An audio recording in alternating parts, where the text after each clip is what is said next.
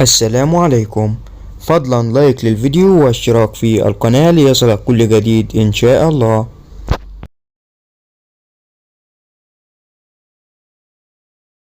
السلام عليكم، بسم الله والصلاة والسلام على رسول الله. مباراة الكرامة وتشرين اليوم في الجولة الخامسة من الدوري السوري الممتاز.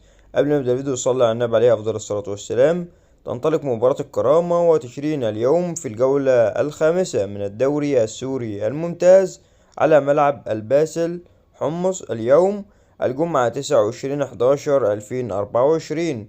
وتنطلق صافرة بداية المباراة في 1 مساء بتوقيت مصر والسودان وليبيا، في تمام الساعة 2 مساء بتوقيت السعودية وسوريا والأردن، الساعة 12 ظهرا بتوقيت الجزائر وتونس والمغرب.